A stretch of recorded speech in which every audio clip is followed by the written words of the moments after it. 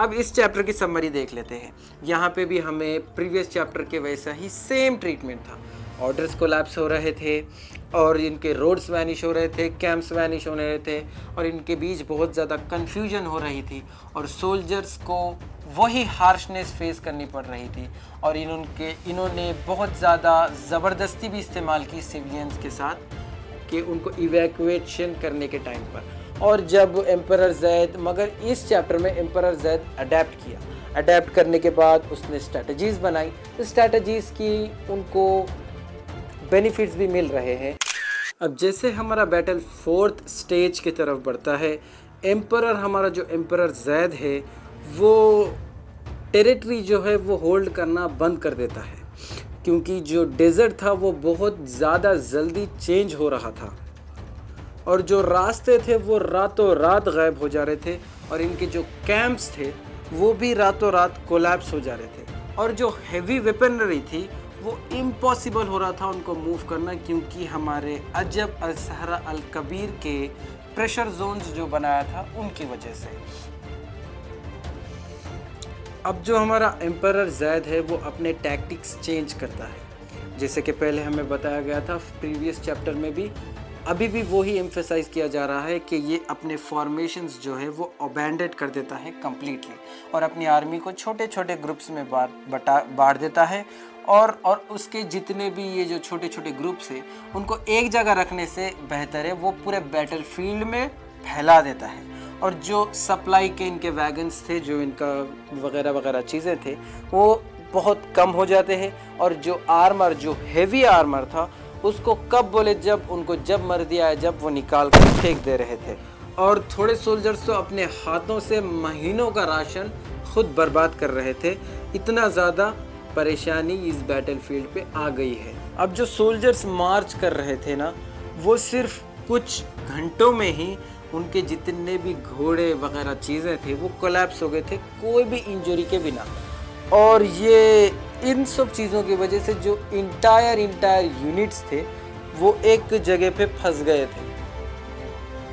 और जो सबसे बड़ा डेंजर था वो ये एक ज़मीन नहीं थी, वो मौत थी, क्योंकि जो हारितल जुताहा था वो अब बहुत से जो कॉम्बैट जोन्स थे इनके जहाँ पे लड़ रहे थे वहाँ पे ये मौजूद हो गया था।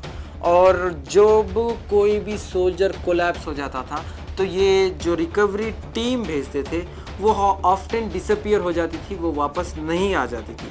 तो अब ये सब चीज़ों को देखकर जैद ने एक ऑर्डर दिया जो बहुत से सोल्जर्स को नहीं की खटक रहा था और बहुत नफ़रत हुई थी। उसने बोला कि अब शाम के बाद, सनसेट के बाद कोई भी रिकवरी ऑपरेशन नहीं करेंगे। अब जैसे ही ये जो क्या कहते हैं ऑर्डर है वो पूरे जगह पे जब ये फैल जाता है तो सोल्जर्स को एक डर और बैठ जाता है, अजब से ज़्यादा एक डर बैठ जाता है इस ऑर्डर से, क्योंकि जब वुंडेड सोल्जर जो गिर जा रहे थे उनके नज़दीक वो भीख मांग रहे थे कि उनको बचा लो, मगर अब जब ऑर्डर था तो बहुत से लोग नहीं मान रहे थे, मगर जो थोड़े लोग थे वो गए बचाने, मगर वो कभी वापस नहीं आए। जो अकील अल अज़म है वो कंटिन्यू करे अपने कॉर्प्स के जो टावर्स ये लोग बनाए थे वहाँ पे अपीयर होना। अब जब सोल्जर्स इन क्रॉप्स के टावर्स, जो मुर्दों के जो टावर्स ये बनाया था वहाँ से जब ये गुज़र रहे थे तो ये सिर्फ कुछ भी नहीं, कोई वूंड नहीं, कुछ भी नहीं, वो सिर्फ नीचे गिर जा रहे थे उनके आर्मर के साथ, उनके बॉडी पे एक भी क्या कहते हैं ज़ख्म का निशान नहीं, मगर वो फिर भी गिर जा रहे थे। और जो मेडिक्स थे वो सोल्जर्स को ट्रीट करना बंद कर दिए थे जो मौत के नज़दीक है, क्योंकि इनको मेडिसिन भी बचाना था और उनको बचा के फ़ायदा भी नहीं था। ये सोच थी मेडिक्स की। इसके बदले क्या किया जा रहा था, जो वुंडेड मैन है उनको ड्रैग कर कर वो जो कॉप जोन से उनसे बहुत दूर ले जाकर रख रहे। ये करने की वजह से इनकी जो मौत का टाइम था वो थोड़ा कम हो गया, स्लो हो गया। बट बहुत से जो इंजर्ड सोल्जर्स थे वो सिर्फ रुकते रुकते ही मर गए। अब ये जो बैटलफील्ड थी वो धुएं से पूरी भर गई थी, क्योंकि ये जो एम्परर जैद है ना वो बहुत से यूनिट सिर्फ इसलिए लगाया था कि वो बॉडीज़ को सिर्फ बर्न करते जाए। इतना ज़्यादा परेशानी हो गई थी इनको बैटलफील्ड पर कि बॉडी बर्न करते जाओ, और उनके स्मोक और ये वगैरह चीज़ों की वजह से बैटलफील्ड पे पूरा धुआं फैल गया था। अब इन सब चीज़ों में अपना जैद भी पार्टिसिपेट करा सेवरल, इसलिए नहीं कि उसको लड़ना था, क्योंकि उसके सोल्जर्स को उसको मोरल बूस्ट करना था कि अगर जब वो एम्परर को देखेंगे कि वो धुएं को चीरते हुए बढ़ रहा है तो उनका मोरल बढ़ेगा और वो बेहतरीन फाइट कर सकेंगे, इसलिए वो भी फाइट्स में ज्वाइन होता गया। अब इस बैटलफील्ड के बहुत पीछे वो और डार्क रिपोर्ट्स आना स्टार्ट हुई कि जो सप्लाई टाउन्स थे वो उनको अबैंडन किया जा रहा, वो अबैंडन हो जा रहे थे बिना कोई अटैक्स के, और जो फार्मिंग विलेज थे उनके पास से रिपोर्ट्स आ रही थी कि उनका जो लाइफ स्टॉक है वो बहुत ज़्यादा वीक हो रहा है, और उनके जितने भी सीड्स है और उनके जितने भी क्रॉप्स है वो भी बहुत ज़्यादा ख़राब हो रहे हैं, और जितने भी रिफ्यूजी ग्रुप्स थे वो एक ऐसे कहानियाँ बता रहे थे कि उनके बच्चे बहुत ज़्यादा सिक हो जा रहे थे कोई इलनेस के बावजूद। इसमें एंटर होती है हमारे चौथे अजब की काती अल नस्ल। ये बैटलफील्ड के बियॉन्ड स्प्रेड हो रहा था, ये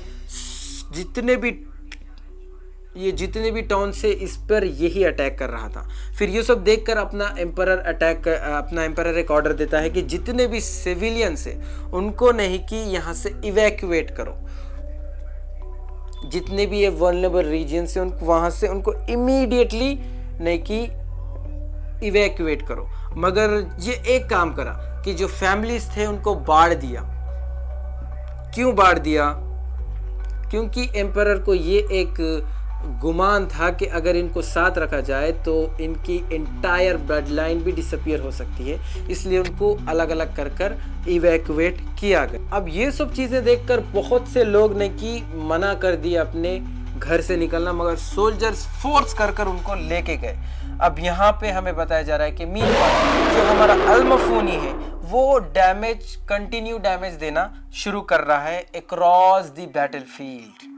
अब जो इंजीनियर्स थे इस बैटलफील्ड पे भी जो कुछ चीज़ें बना रहे थे स्टडी करने के लिए, वो अपना प्रोजेक्ट आधे में से ही छोड़ के गायब हो गए, उनको कुछ याद ही नहीं रह रहा था।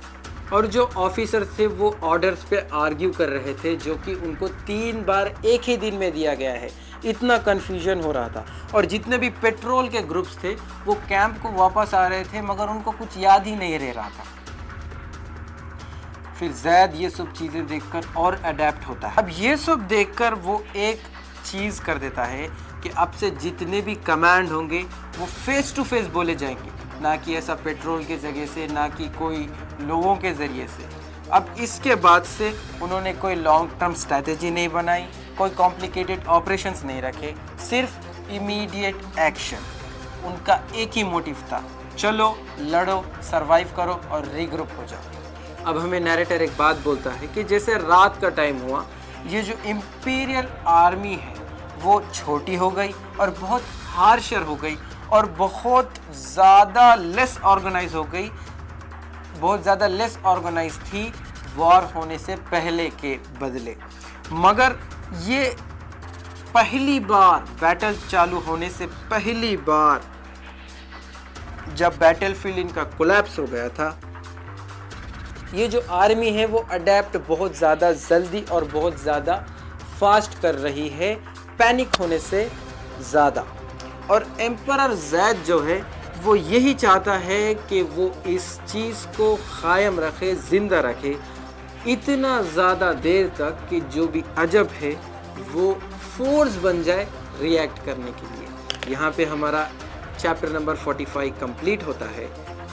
अब इस चैप्टर की समरी देख लेते हैं। यहाँ पे भी हमें प्रीवियस चैप्टर के वैसा ही सेम ट्रीटमेंट था। ऑर्डर्स कोलैप्स हो रहे थे और इनके रोड्स वैनिश हो रहे थे, कैंप्स वैनिश हो रहे थे और इनके बीच बहुत ज़्यादा कन्फ्यूजन हो रही थी और सोल्जर्स को वही हार्शनेस फेस करनी पड़ रही थी। और इन्होंने बहुत ज़्यादा ज़बरदस्ती भी इस्तेमाल की सिविलियंस के साथ कि उनको इवैक्यूएशन करने के टाइम पर। और जब एम्परर जैद, मगर इस चैप्टर में एम्परर जैद अडेप्ट किया, अडेप्ट करने के बाद उसने स्ट्रैटेजीज़ बनाई, तो स्ट्रैटेजीज़ की उनको बेनिफिट्स भी मिल रहे हैं। जैसे कि हमने देखा कि उसकी जो स्ट्रैटेजी थी मूव, फाइट, सरवाइव और रिग्रुप, ये चीज़ें उसने करने के बाद उसने अपनी आर्मी को मोराली और दिमाग से और मोरल से उसने आगे बढ़ाया है। अब यहाँ पे हमें आखिरी में बताया गया था कि ये अजब्स को फोर्स करना चाहता है रिएक्ट करने पर। इसका क्या प्लान है हम जानेंगे नेक्स्ट चैप्टर में। मैं आपसे मिलता हूँ नेक्स्ट चैप्टर के साथ। शुक्रिया, बाय बाय।